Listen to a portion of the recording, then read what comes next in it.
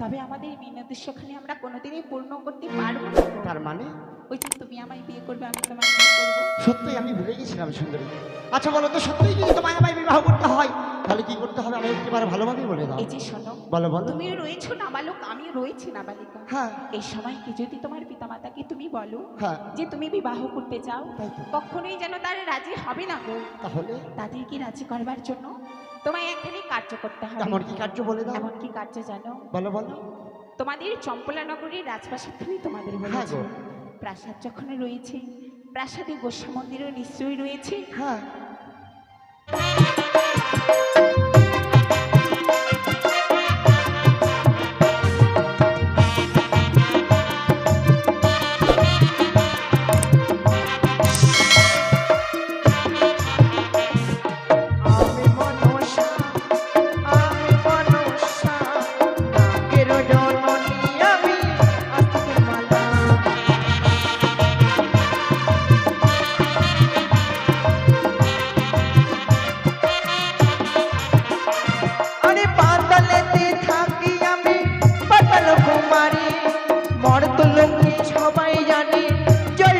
হরি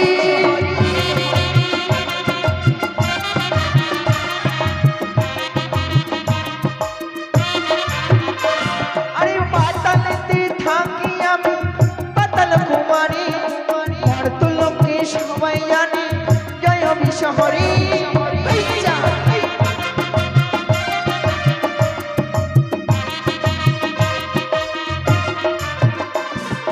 আমি মনসা নাগের জননী, আমি আস্তিকের মাতা।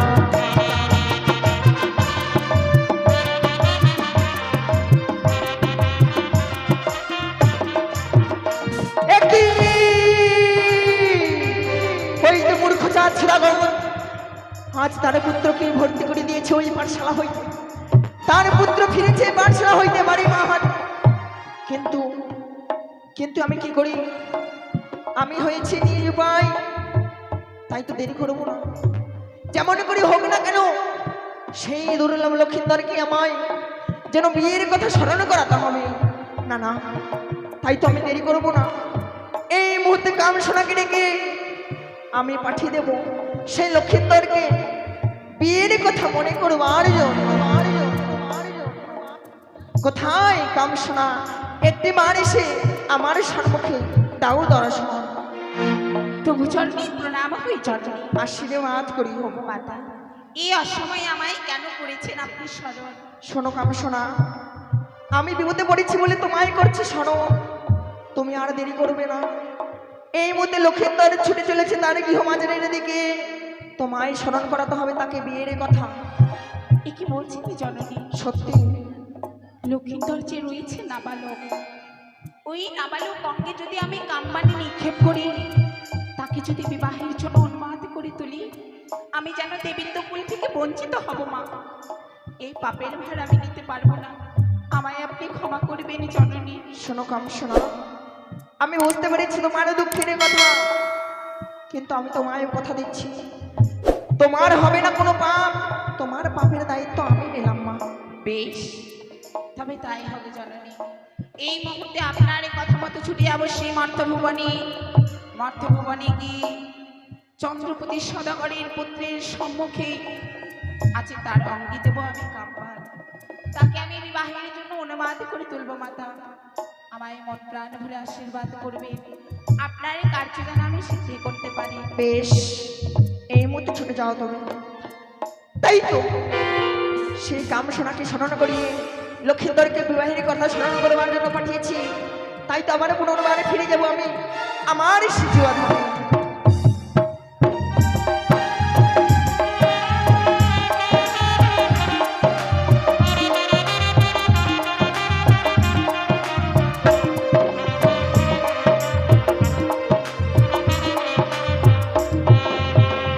চলে যাবো সেই সুন্দরীর কাছে। বলি, এই যে শুনছো? ও মা, তুমি আবার ফিরে এলে যে? হ্যাঁ, আমি আবার ফিরে এলাম। কেন? কেন ফিরে এলাম জানো? কেন বলো? তোমার সঙ্গে অনেক আমার দরকার হয়েছে, তাই বুঝি? তাই তো তোমার নামখানা আমার জানা হয়নি। আমার নাম? হ্যাঁ, তোমার নাম। আমার নাম আমার নাম সোনা। ও তোমার নাম সোনা? হ্যাঁ গো। বাহ, খুব ভালো নাম। ঠিক আছে, তাহলে আসি। এই যে শোনো, আবার কি হলো? তুমি তো ভারী অদ্ভুত পুরুষ মানুষ। কেন কেন? আমার পরিচয় তুমি জানলে, তোমার পরিচয় তো আমায় দিলে না। ও আমার পরিচয় নেবে? হ্যাঁ ওই অদূরে দেখা যায় চম্পলার বাসাতে দেখেছো? হ্যাঁ, সেটি আমার পিতা। তাই বুঝি। আমার পিতার নাম চন্দ্রপতি সদাগর, তারই কনিষ্ঠ পুত্র আমি। আমার নাম শ্রীমান দুর্লভ লক্ষ্মীন্দর। অপরূপ সুন্দর তুমি দেখতে। তাই বুঝি? আচ্ছা একটি কথা বলবো? হ্যাঁ বলো বলো। আচ্ছা তোমার বিয়ে হয়েছে? এই তো তুমি আমায় হাসালে। বিয়ে কি গাছের ফল না নদীর জল? তাকে কি খাওয়া যায়? এবার তুমি আমায় হাসালে। কেন কেন? এত বড় যুবক হয়ে গেছো, আচ্ছা, বিয়ে মানে কি জানো না? তা সত্যিই জানি না। এই যে শোনো, হ্যাঁ বলো। বিয়ে কোনো গাছের ফল নয়, আচ্ছা, বিয়ে কোনো পবিত্র গঙ্গারই জল নয়। তাহলে কি হয়? তুমি যদি বিয়ে করো, হ্যাঁ, আমার মতো অপরূপ সুন্দরী সব সময় তোমার পাশে তোমার বামেশ্বর হয়ে থাকবে গো। তাই? হ্যাঁ একই বিয়ে বলে? হ্যাঁ গো। তাহলে আমি একটি কথা বলি। বলো। তুমি অপূর্ব সুন্দর, তুমি কি আমায় বিবাহ এই করবে? যে শোনো, কেন? এই প্রথম দেখা হয়েছে তোমার সঙ্গে, হ্যাঁ। এভাবে তো বিয়ে হয় না। তাহলে? এই ধরার বুকে যখন কোনো নারী পুরুষ বিবাহ করে, হ্যাঁ। সর্ব অগ্নি তার মাতা পিতার আদেশ নিতে হয়। তাই বুঝি? হ্যাঁ গো। তাহলে তোমায় বিবাহ করতে গেলে আমার মাতা পিতার আদেশ নিতে হবে। নিশ্চয়ই। তাই যদি হয় সুন্দরী, তুমি এই বনবৃক্ষে তাহলে বিশ্রাম করো, আমি ছুটে যাবো চম্পলার প্রাসাদে। আমার মাতা পিতার কাছে আদেশ নিয়ে তোমায় বিবাহ করে নিয়ে যাবো চম্পলার এই প্রাসাদে। যে শোনো, বলো। তোমার মাতা পিতা যদি আদেশ দেয়, তবে নিশ্চয়ই আমি তোমার বিয়ে করবো। নিশ্চয়ই আমায় আদেশ কিন্তু দেবে। এই যাবার বেলায় একটাই কথা বলবো, বলো বলো। আর কিছুক্ষণ থেকে গেলে হয় না? দেখো, আমি যাবো আর মাতা পিতার কাছে আদেশ নিয়ে তোমাকে বিবাহ করে নিয়ে যাবো। আসবে তো? কথা দিলাম তোমায়। আমায় মিথ্যা আশা দেখাচ্ছ না তো? কখনো না। সত্যিই বিয়ে করবে? সত্যি আমি তোমায় বিবাহ করবো, এই বনবৃক্ষে তলে তোমায় আমি কথা দিলাম। সত্যি বলছো? সত্যি সত্যি সত্যি। আর কিছুক্ষণ থেকে গেলে হয় না? না গো না, তোমায় বিবাহ করে নিয়ে যাই চম্পলার প্রাসাদে, সারা রাত্রি দুজনে মিলে গল্প করব, তারপরে লুকোচুরি খেলবো, আর অনেক কিছু খেলবো, বুঝলে? তাহলে আসি কেমন? ও তুমি হাজারি ফুলের মাঝে আচ্ছা আচ্ছা, একটি গোলাপ, তারপর? তুমি হাজারি তারার মাঝে তাই? একটি চাঁদ। সত্যি? তুমি যে আমারি, তোমার তোমার তোমার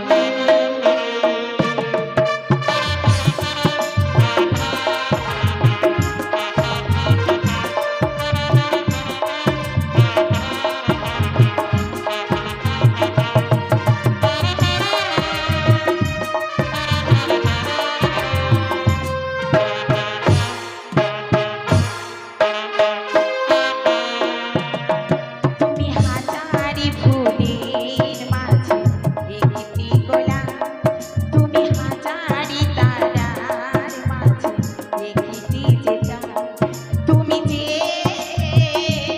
আমারি, তোমার তোমার তোমার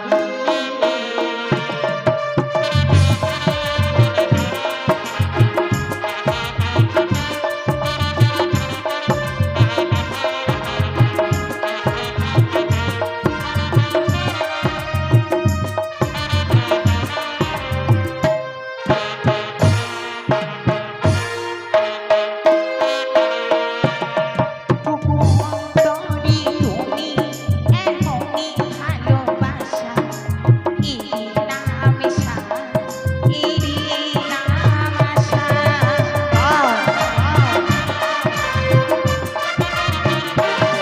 তবু অন্তরে তুমি এমনই ভালোবাসা, এরই নাম সাথ, এরই নাম আশা।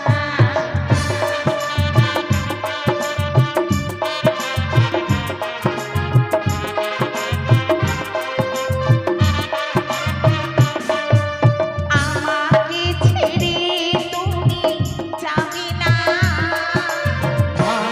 না না যাব না, তুমি হাজারি ফুলের মাঝে একটি গোলাপ, তুমি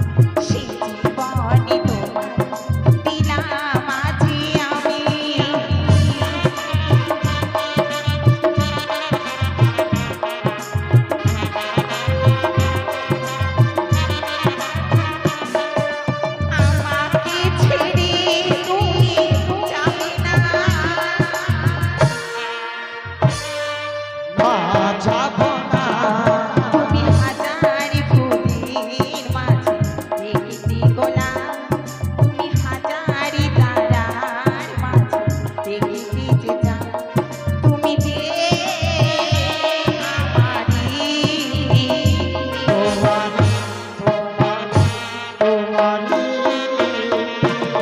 লা লা লা লা লা লা লা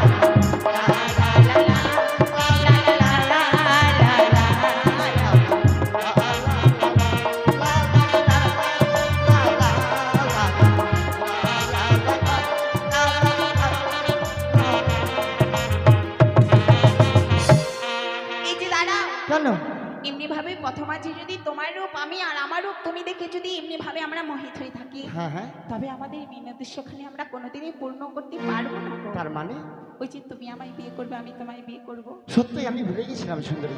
আচ্ছা বলো তো, সত্যিই যদি তোমায় আমায় বিবাহ করতে হয় তাহলে কি করতে হবে? আমি একবার ভালোভাবে বলে দাও। এই যে শোনো, বলো বলো। তুমিও রয়েছো নাবালক, আমি রয়েছি নাবালিকা। হ্যাঁ এই সময় কি যদি তোমার পিতামাতাকে তুমি বলো হ্যাঁ, যে তুমি বিবাহ করতে চাও, তাই তো। কখনোই যেন তারা রাজি হবে না গো। তাহলে তাদেরকে রাজি করবার জন্য তোমায় একখানি কার্য করতে হবে। এমন কি কার্য বলে দাও? এমন কি কার্য জানো? বলো বলো।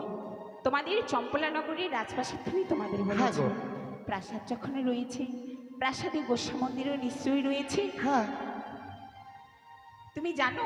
বলো। হ্যাঁ দেখেছি আমি। দেখেছো? হ্যাঁ তবে শোনো, বিলম্বর আর নাহি প্রয়োজন। হ্যাঁ। এই মুহূর্তে ছুটে যাও তুমি সেই গোস্বা মন্দিরে। তারপর গোস্বা মন্দিরে গিয়ে গোস্বা মন্দিরের দ্বার খুলে গোস্বা মন্দিরে প্রবেশ করি, দরজা জানলা বন্ধ করে থাকবে সেখানে। তারপর তারপর তারপরে তোমার খোঁজে যখন কেউ আসবে, হ্যাঁ, তার সঙ্গে তিনি সত্য অঙ্গীকার করি তার কর্ণে তুমি তুলে দেবে তুমি বিবাহ করতে চাও। তাহলে বুঝি আমার বিবাহ হবে। নিশ্চয়। তাই যদি হয় সুন্দরী আর বিরাম্য নয়, ছড়ে যাবো আমি চম্পলার এই নোংরা গোস্বা মন্দিরে, দরজা বন্ধ করে থাকবো, খুঁজতে আসবে আমার আত্মীয় স্বজন পিতা মাতা, তাদের সঙ্গে করবো দেখি সত্যতা বিবাহ। আর বলবো আমার এক সপ্তাহের মধ্যে যদি বিবাহ না দেয়, এই প্রাণীকে বিসর্জন দেবো সাগর গঙ্গার জলে। তারপর মানে দেখো সুন্দরী, বলো। কাল ঠিক এই সময় এই বাড়ি বৃক্ষে তোলে তোমার সঙ্গে আমার দেখা হবে। তাই হবে। তাহলে আসি।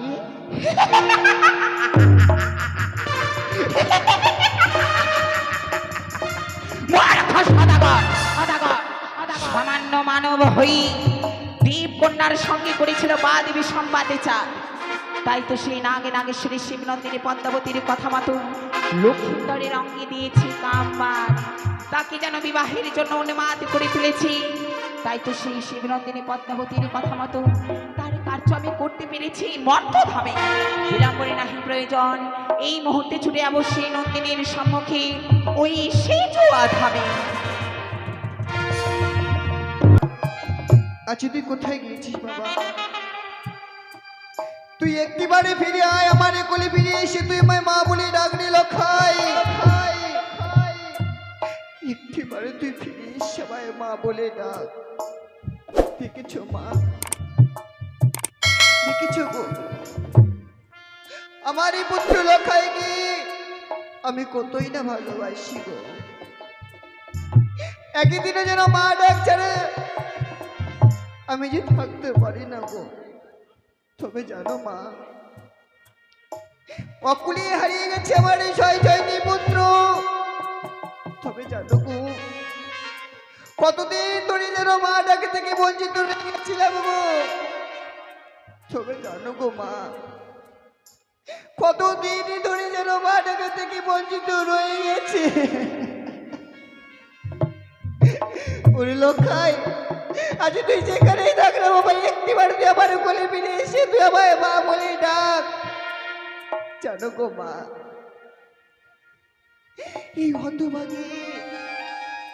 এই হতভাগী জননী যে মা ডাকে রে কাঙ্গালিনী গো, কখন এসে আমার পুত্র লক্ষাই আমায় মা মা বলে আমার এই মন এখানাকে যেন শীতল করবে গো। তবে জানো মা, আমার এই শেষটুকু সম্বল যদি হারিয়ে যায় আমি কি নিয়ে থাকবো, কি নিয়ে বাঁচবো তোমরা বলতে পারো গো? সবাই তো এক এক করে ছেড়ে চলে গেছে, সবাই ছেড়ে চলে গেছে এক এক করে। সবাই যেন আমাকে মা ডাকে থেকে বঞ্চিত করে দিয়ে গেছিল গো। এই গোটা চম্পকনগর খানা যেন নীরব হয়েছিল,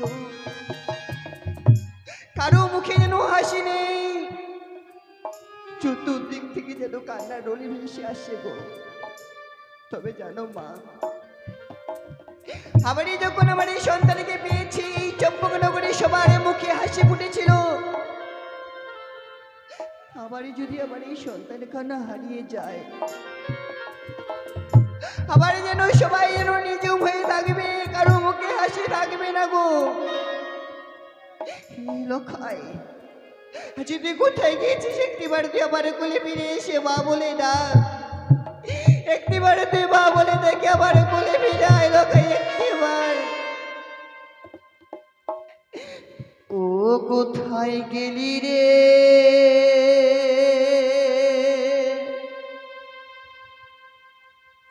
ওরে বাবিল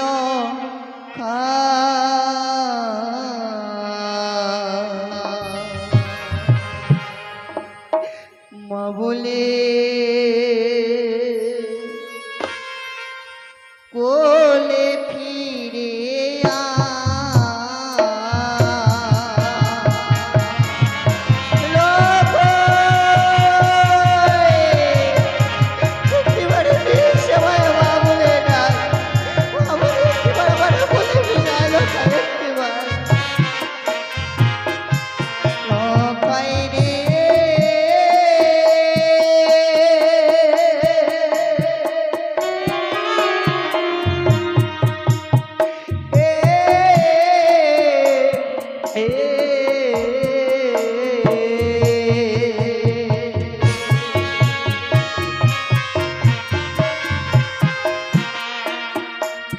ওরে তুই যে আমার নয়ন মনি,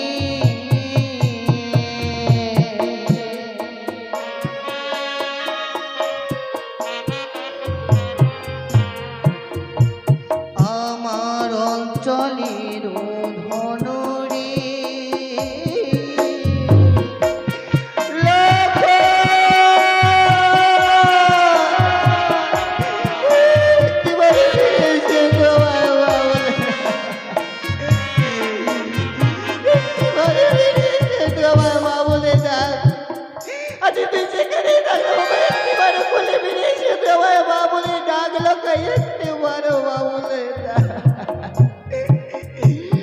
লখাই রে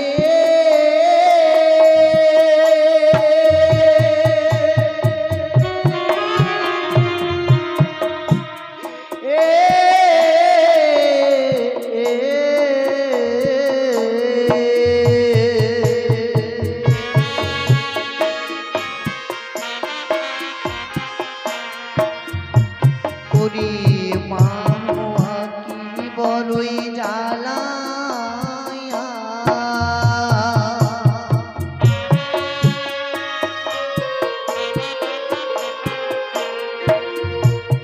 আমি আগে তো বুঝিনি রে।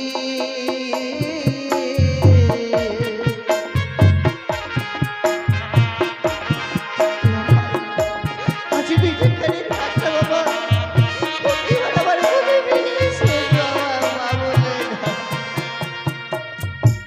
লখাই রে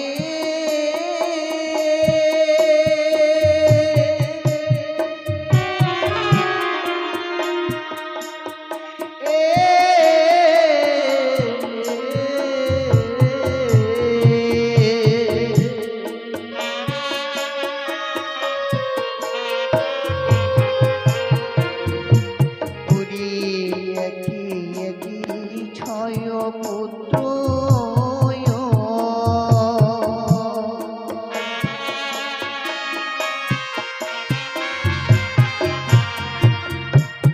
আমি ভাসাইলাম সাগরে রে।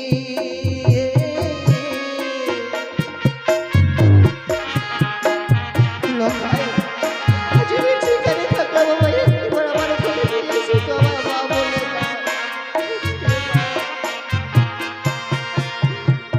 ও কোথায় গেলি রে?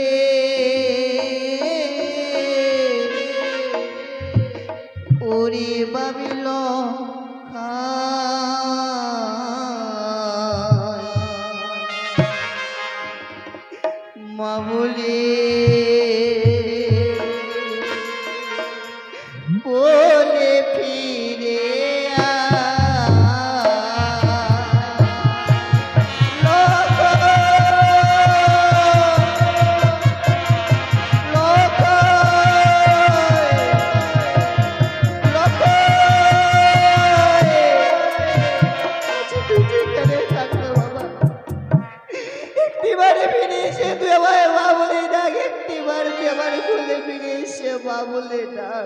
অন্তপুরে এত কলরব, এত চেঁচামেচি হচ্ছে, কি হয়েছে দেখি তো গিয়ে। বৌমা, একই বৌমা, এমনি ভাবে কোথায় ছুটে চলেছো? কাকুমণি, চিরসুখী হও। কাকুমণি, একই দেখছি বৌমা, ওই নয়ন থেকে অশ্রুধারা কেন বয়ে যায় বলো তো বৌমা? এ কি বলছেন কাকুমণি? বুঝেছি, হয়তো চাঁদ কটু কথা বলেছে, তাই না বৌমা? না গো, না কাকুমণি, না, আমার স্বামী আমায় কোনো কটু কথা বলে। তাহলে ও কারণে নয়নের জলে কেন ফেলছো বৌমা? কি হয়েছে জানো গো? কি হয়েছে? আপনি তো জানেন কাকুমণি, আমার পুত্র লোকাইকে আমি বড্ড ভালোবাসি, আপনিও বড্ড ভালোবাসি। হ্যাঁ, তাকে পেয়ে আমরা আনন্দিত রয়েছি, বড় আনন্দ পেয়েছি, তাই তো আমরা বড় সুখে আছি বৌমা। জানেন, আমার পুত্র লোকাইকে তাকে মানুষের মতো মানুষ করবার জন্য আপনি দিয়েছিলেন পাঠশালায়। আমি তাকে স্কুলে রেখে এসেছি। সত্য, আপনি পাঠশালা দিয়েছিলেন বেলা 10টার দিকে। হ্যাঁ, দেখেছেন কাকুমণি, আজ যেন বেলা বয়ে যায়, তবে পুত্র লোকাই যেন এখনো বাসায় নেই গো। একই বলছো বৌমা? এখনো যে বাসায় নেই, আমি সত্যি কখনো বলছো? বাধা শুনতে পারবো কাকুমণি? তুমি সত্যি বলছো বৌমা? আমার দাদু ভাই স্কুল থেকে এখনো রাজবাড়িতে ফেরেনি? না গো, এখনো ফিরেনি, এখনো ফিরেনি আমার পুত্র লোকাই।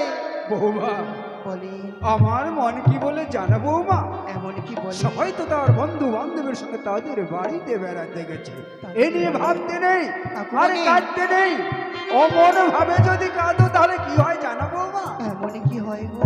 সন্তানের অমঙ্গল হয়। সন্তানের অমঙ্গল? হ্যাঁ, এ কি বলছেন কাকুমণি? হ্যাঁ বৌমা, তাছাড়া ঘরের ছেলে ঘরে আসবে না তা কখন হয়? নিশ্চয়ই ফিরে আসবে বৌমা। কাকুমণি, তাই আমার কথা মতো কাজ করো। এমন কি কাজ ওই করতে হবে? সন্তানের জন্য সন্তানের মঙ্গল কামনা করো এই মাতা পার্বতীর কাছে। মাতা পার্বতীর হ্যাঁ কাছে? বৌমা, দেখবে আমার দাদু ভাই মা মা বলে ছুটে এসে তোমার কোলে বসবে বৌমা। সত্য বলছেন কাকুমণি? হ্যাঁ বৌমা, সত্য বলছেন? হ্যাঁ। বেশ কাকুমণি, বেশ। আর আমি এই বৃদ্ধ বয়সে কথা দিচ্ছি, আমার দাদু ভাই যে কোনো গভীরে অরণ্যে লুকিয়ে থাকুক না কেন, হ্যাঁ, আমি দণ্ড করে খুঁজে এনে আমি তোমার কোলে তুলে দিব। সত্যি এবার বলছেন? আমি কথা দিলাম বৌমা। বেশ কাকুমণি, বেশ। আপনি আর বিলম্ব করবেন না কাকুমণি। বেশ, আপনি আপনি তাড়াতাড়ি যান, আমার পুত্র লোকে সন্তানে তাড়াতাড়ি আমি যান। তাই যাবো বৌমা, আমি বিলম্ব করব না, অবিলম্বে আমি লক্ষ্মীদেরকে খোঁজার জন্য বেরিয়ে যাব। আর এই মুহূর্তে আমি প্রজাবিন্দুদেরকে পাঠিয়ে দেব আর বলবো, তোমরা যদি লক্ষ্মীদেরকে খুঁজে এনে দিতে পারো তাহলে আমি তোমাদেরকে 50,000 টাকা পুরস্কৃত করব, এই বলে আমি ঘোষণা করলাম। দেখেছেন গো মা, আমার কাকুমণিও যেন বড্ড ভালোবাসে আমার পুত্র লোকাই। তারাও যেন মানুষের মতো মানুষ করবার জন্য, উচ্চ শিক্ষিত করার জন্য তাকে দিয়েছিল পাঠশালায়। তবে পুত্র লোকে হারিয়ে গেছে বলে কাকুমণি যেন আর স্থির থাকতে পারলো না গো। সঙ্গে সঙ্গে প্রজাবিন্দুদেরকে নিয়ে বেরিয়ে গেছে আমার পুত্র লোকাইকে খুঁজবার জন্য। না না, আরো একটি কথা বলে গেছে গো, বলে গেছে আমার পুত্র লোকাই, আমার পুত্র লোকের জন্য ভাবে কাঁদতে নেই গো। পুত্র লোকাই যে অমঙ্গল হবে, কোনো সন্তানের যদি অমঙ্গল হয়, কোনো মা কি ভালো থাকতে পারে গো? কোনো মা ভালো থাকতে পারে না। তাই কি করবো? আজ কাকুমণির আদেশ মতো আমি স্নানে সেরে পুজোর মন্দিরে গিয়ে আমার পুত্র লোকের জন্য সে মাতা পার্বতীর কাছে আমি আজ কামনা করব, আমার পুত্র লোকাই যেন সে আমার কোলে ফিরে এসে সে যেন ভাই মা মা বলে ডাকে, ও মা মা বলে ডাকে, মা বলে ডাকে।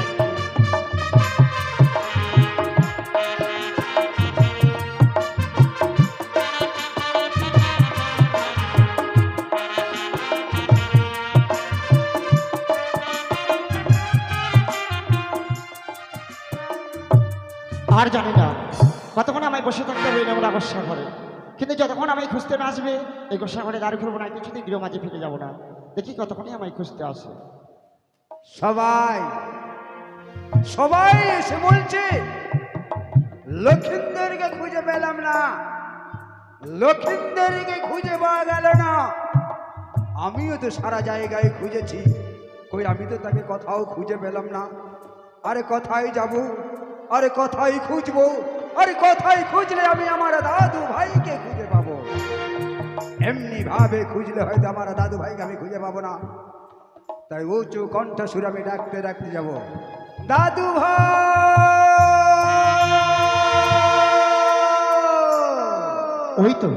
ওই তো আমার দাদু ভাইয়ের কণ্ঠস্বর। লক্ষিন্দর, ওই তো দাদু আসছে। দাদু! সে কি, এ তো লক্ষিন্দরের কণ্ঠস্বর, যেন ওই গোসাঘর থেকে বেরোচ্ছে। দেখি তো গিয়ে। দাদু ভাই। দাদু! ওরে লক্ষিন্দর, বলো দাদু বলো। অবশেষে এই নোংরা গোসাঘরে প্রবেশ করেছিস। কেন প্রবেশ করেছিস? তুই না রাজকুমার? কারা এই গোসাঘরে প্রবেশ করে জানিস? কারা দাদু? যারা ওই অভিমান করে তারা ওই গোসাঘরে প্রবেশ করে। তোর কিসের অভিমান আছে? গাড়ি বাড়ি বিষয় সম্পত্তি ঐশ্বর্য সব কিছু যে পরিপূর্ণ রয়েছে, অথচ ওই নোংরা গোসাঘরে কেন প্রবেশ করেছিস? ওকে দাদু, আজ আমি কেন নোংরা গোসাঘরে প্রবেশ করেছি কেন? সে কথা শুনতে গেলে আমার সঙ্গে তোমায় করতে হবে যে সত্যতা অঙ্গীকার। এ কি বলছিস? নইলে কি আমি গোসাঘরে দ্বার খুলবো না দাদু। আমাকে এই বৃদ্ধ হয়েছে তোর সঙ্গে অঙ্গীকার করতে হবে। হ্যাঁ দাদু, হ্যাঁ। কি করি? আমি তো বৌমাকে কথা দিয়েছি। দাদু ভাই বলো। তোর প্রস্তাবে রাজি রয়েছি। তাহলে বলো এক সত্য দিয়ে সত্য, সত্য তিনবার। এক সত্য দিয়ে সত্য, সত্য তিনবার। আমি যাহা বলিব তুমি পালিবে শতবার। দাদু ভাই যাহা বলিবে আমি পালিব শতবার। বেশ দাদু, আর বিলম্ব নয়। বেশ, দরজা খুলে বেরিয়ে আয়। এই মুহূর্তে আমার নোংরা গোসাঘরে দ্বার আমি খুলে দিচ্ছি। দাদু ভাই, দাদু? কি যেন বলবি বলেছিলি না? হ্যাঁ দাদু, আজ আমি কেন এই নোংরা গোসাঘরে প্রবেশ করেছি কেন প্রবেশ করেছি সে কথা আমি পথে যেতে বলবো গানে গানে। আমি শুনবো কানে কানে। তাহলে চলো কর্ণপাত করে শ্রবণ চল। চল। ওরে শোনো শোনো ও গো দাদু, আচ্ছা বাবা। ও গো দাদু, আমি বলি যে তোমারে ওই না পাঠশালাতে আর যাব না গো দাদু, জানাবেন পিতারে। এসব কি বলছিস? অলক্ষণী ওই না পাঠশালাতে আর যাব না গো ও দাদু, জানাবেন পিতারে। হ্যাঁ দাদু।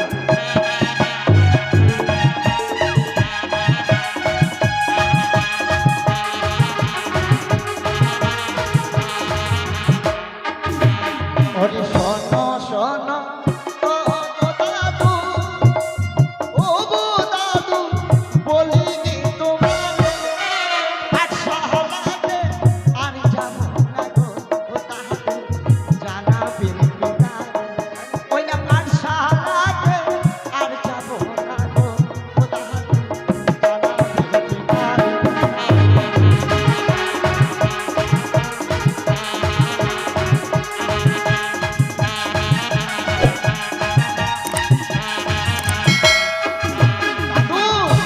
এই যে তুই পাঠশালায় যাবি না, না দাদু, লেখাপড়া করবি না না, দাদু। তাহলে লেখাপড়া ছেড়ে দিয়ে তুই কি করতে চাস? কেন পাঠশালায় যাবো না সেটা তো শুনবে আগে। হ্যাঁ, কেন যাবি না? ওই না পাঠশালার ওই লেখা পড়াবো, হ্যাঁ, ও গো দাদু, ভালো যে লাগে না। পাঠশালাতে আর যাবো না গো ও দাদু, জানাবেন পিতারে। আচ্ছা। ওই না পাঠশালাতে আর যাবো না গো ও দাদু, জানাবেন পিতারে।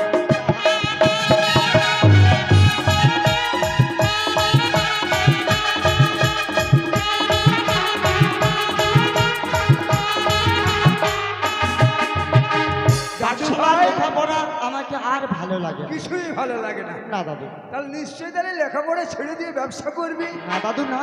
তাহলে কি করবি? মানে এই এক সপ্তাহের মধ্যে দাদু, ও গো দাদু, দিতে হবে বিয়ে। যদি বিয়ে না দাও দাদু, আমি যাবো যে আরে না। আমি যদি বিয়ে না দাও দাদু, আমি আরে না। দাদু,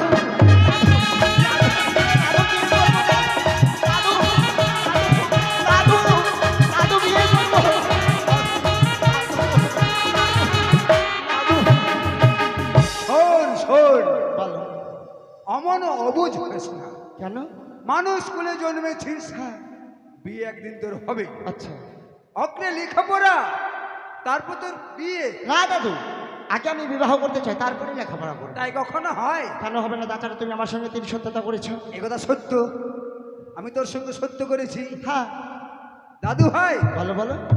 সত্য যখন আমি করে ফেলেছি, হ্যাঁ তা আমিও কথা দিচ্ছি, বলো বলো। ছলে বলে কলে কৌশলে আচ্ছা যত শীঘ্রই বাড়ি আমি তোর বিয়েটা লাগিয়ে দেবো। এই তো আমার শোনা দাদু। দাদু হ্যাঁ? তাহলে অনেক বিলম্ব হয়ে গেল, আর যে রৌদ্র গরম আমাকে আর ভালো সে লাগছে না। কথা তো আমি বলতে চেয়েছিলাম, কিন্তু বলতে গিয়ে আমি ভুলে গেছি। কি কি? ওই স্কুল থেকে রাজবাড়িতে যাসনি বলেই হ্যাঁ জননী অঝরণে নিয়ে কেঁদে যাচ্ছে। দাদু কেঁদে কেঁদে 2 দিন ভাসিয়ে দিয়েছে, তারপর? পাগলিনীর বেশ ধরে নিয়েছে। আমি বলছিলাম কি দাদু ভাই, ভালো বলো। মা কাদা ভালো নেই, আচ্ছা মায়ের ছেলে মায়ের কোলে ফিরে যা, মাকে দিয়ে সান্ত্বনা দে। ওরে দাদু ভাই, বলো। তোর জন্য দুধ ভরা বাটি নিয়ে এখনো জননী পথ চেয়ে বসিয়ে রয়েছে। বেশ দাদু, আমি আর বিলম্ব করবো না, ছুটে যাবো চম্পলার প্রাসাদে। তাই যাও। আর তুমি 1 সপ্তাহের মধ্যে আমার বিবাহ ঠিক করবে কিন্তু। অবশ্যই মনে থাকবে। ভালো আসি দাদু। এসো। এই কি আমি ভুল করলাম? আজ কেন আমি লক্ষিন্দরের সঙ্গে সত্যই আবদ্ধ হলাম? সত্য যখন করে ফেলেছি, আমার যতই দুঃখ কষ্ট হোক, এই শুভ সংবাদ আমি মহারাজের কন্যা আমি পৌঁছে দেব। দেখি মহারাজ আমায় কি বলেন।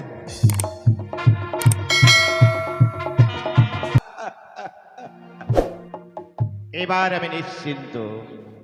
পুত্রলাখাইকে পাঠিয়েছে আমি সেই প্রাথমিক পাঠশালায়।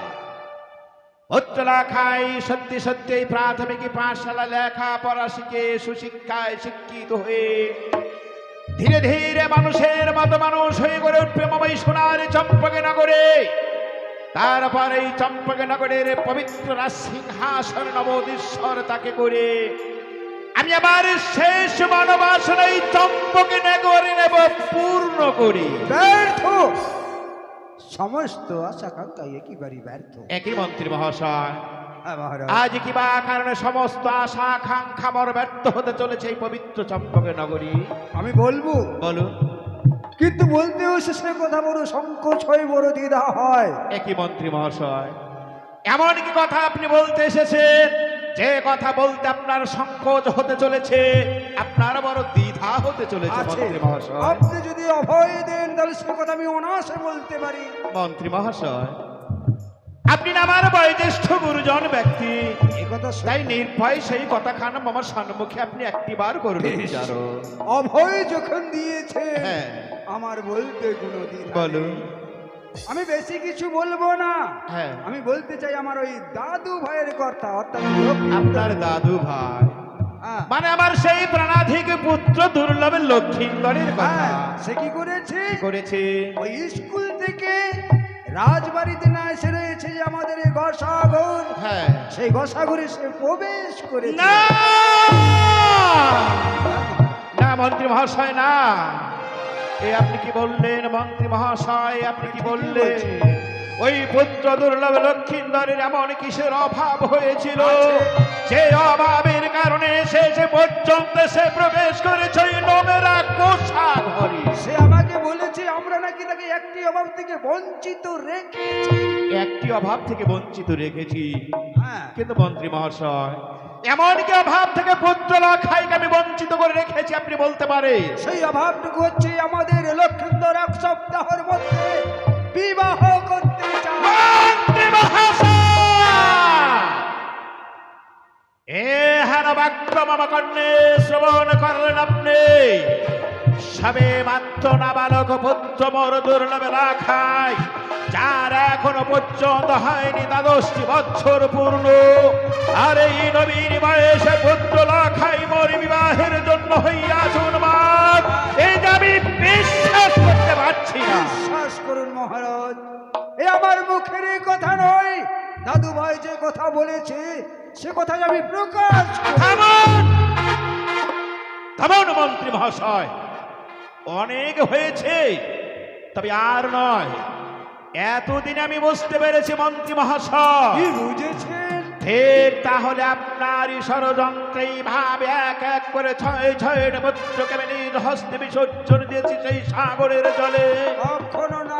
আজ সেই ছয় পুত্র সমতুল্য একমাত্র পুত্র ফিরে পেয়েছি আমার ওই প্রাণাধীন দুর্লভ লক্ষ্মীন্দরকে। তার সম্পর্কে মিথ্যে ষড়যন্ত্র করে আপনি আমার এই সরল হৃদয়টাকে দুর্বল করে দিতে চাইছেন। আপনি একজন মিথ্যেবাদী, আপনি একজন প্রতারক, আপনি একজন জালিয়াত। না না, ঈশ্বর, আমি কি করলাম ঠাকুর? আমি কি চেয়েছিলাম? আমি যে অকারণে মন্ত্রী মহাশয়কে অনেক বড় আমি কি ধিক্কার পেলাম? দিয়ে ফেললাম। না মন্ত্রী মহাশয় না, অবশেষে আমি আমি চাইনি মন্ত্রী মহাশয়। আমি প্রতারণা করেছি, মন্ত্রী মহাশয়, নুনি খেয়ে নুন হারামি করেছি, বুঝেছি। কেন বা বলবে না মহারাজ?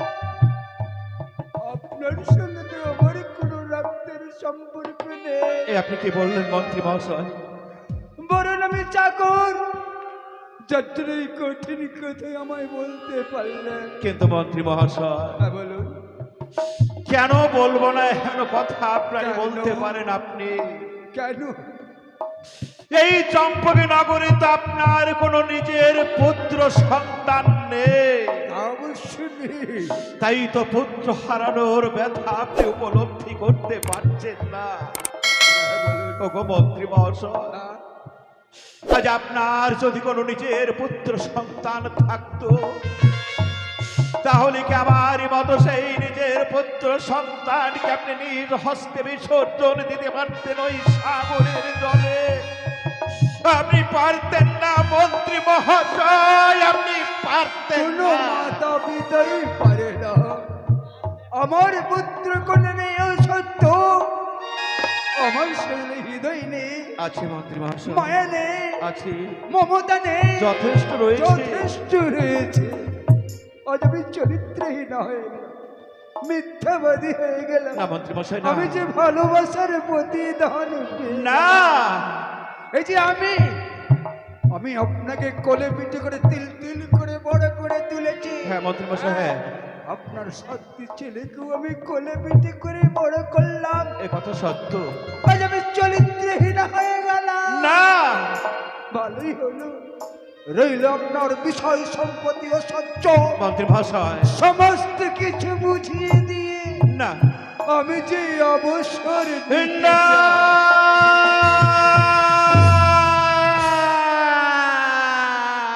আমি থেকে মহারাজ, আমি যদি থেকে যাই আপনার হয়তো বড় ধরনের সর্বনাশ হয়ে যাবে।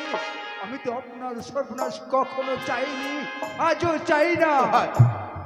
দোহাই ওগো মন্ত্রী মহাশয়, দোহাই। এইভাবে এই চম্পকী নগরের পবিত্র রাজপ্রাসাদ পরিত্যাগ করে আপনি যাবেন অন্যত্র কোথাও চলে? যেতে পারলাম কথা, মন্ত্রী মহাশয়, যেতে চেয়ে তো আমি যেতে পারলাম না। আমার পিতার আমল থেকে আমার এই পবিত্র রাজপ্রাসাদে আপনি করিয়া আসিয়াছেন মন্ত্রিত্বের কাজ, যার জন্য তো আমি যেতে পারলাম না। জীবনে কোনোদিন আপনার মধ্যে পাইনি আমি এক বিন্দু মিথ্যের আশ্রয়। আজও বলতে চাই না। ওগো মন্ত্রী মহাশয়, আজ অজান্তনে কটু কথা বলে আপনার সরল হৃদয় কঠিন আঘাত আমি হেনে ফেলেছি। আপনি কি পারবেন না মন্ত্রী মহাশয়? আপনি কি পারবেন না একটিবার এই অধমে চাঁদ সদাগরকে শুধু আপনার নিজের সন্তান মনে করে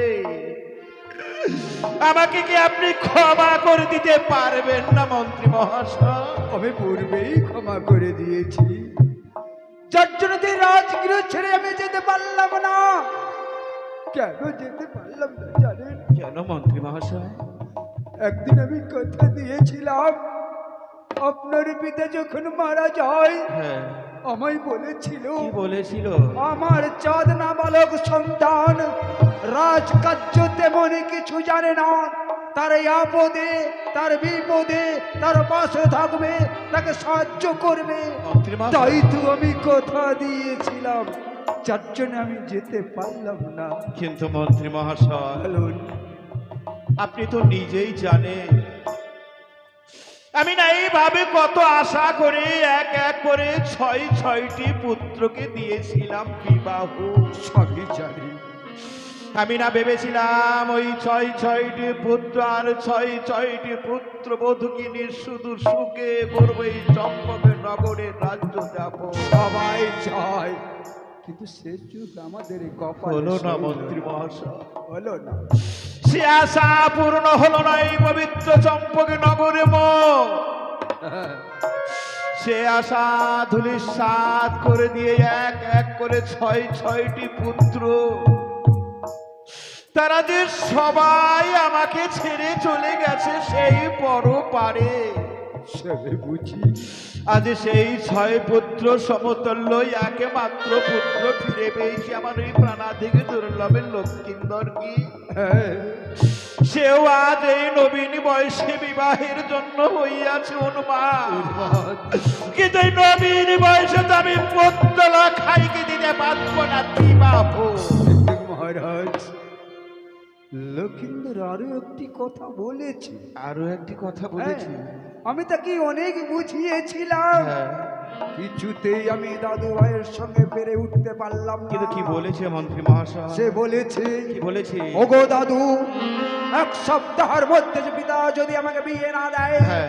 রয়েছে আমাদের এই গন্ডমন্ড নদী, সেই নদীতে গিয়ে আমার এই সুন্দর জীবনটাকে আমি বিসর্জন না! করব।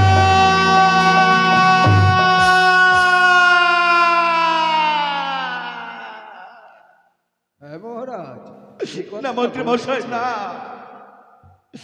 এভাবে আপনি বলবেন না মন্ত্রী মহাশয়, এভাবে আপনি বলবেন না।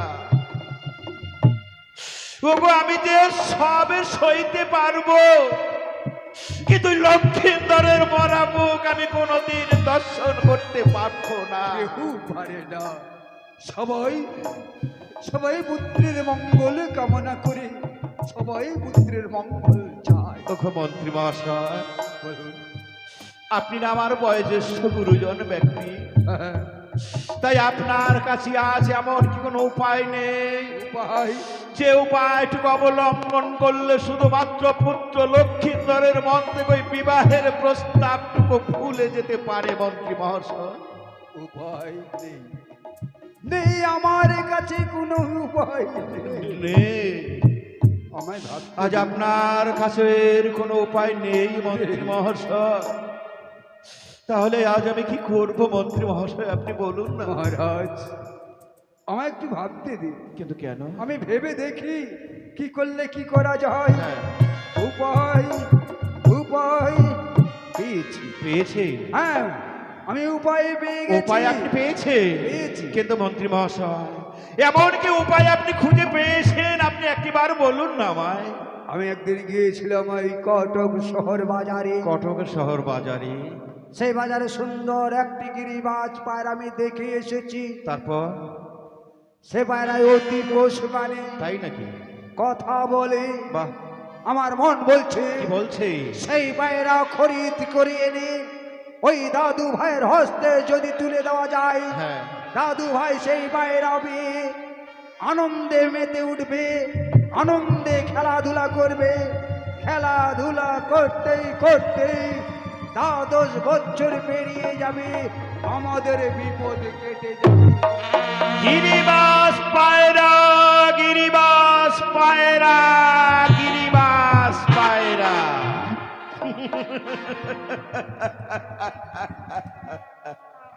উত্তম উত্তম উপায় আপনি খুঁজে বের করেছে ওগো মন্ত্রী মহাশয়। বলুন। তাহলে আর এক মুহূর্ত বিলম্ব নয়, চলুন এই মুহূর্তে গমন করি আমাদের ওই রাজকোষাগার। ওই রাজকোষাগার থেকে লক্ষ লক্ষ স্বর্ণ মুদ্রা আমি আপনার হস্তে করিব দান। আচ্ছা। ওই লক্ষ লক্ষ স্বর্ণ মুদ্রালয় আপনি অতি সত্তর ছুটিয়া যাইবেন সেই উড়িষ্যার কটক শহরে। উড়িষ্যার কটক শহর হইতে ওই লক্ষ লক্ষ স্বর্ণ মুদ্রার বিনিময়ে কিনে নিয়ে আসিবেন একখানা মাত্র গিরিবাস পায়রা। সেই গিরিবাস পায়রা নে তুলে দেবেন বাবা পুত্র লক্ষ্মীন্দরের হস্তে। পুত্র লক্ষাইবর ওই গিরিবাস পায়রা নিয়ে খেলতে খেলতে বিবাহের কথা যাবে ভুলে। আসুন। চলুন মন্ত্রী মহাশয়।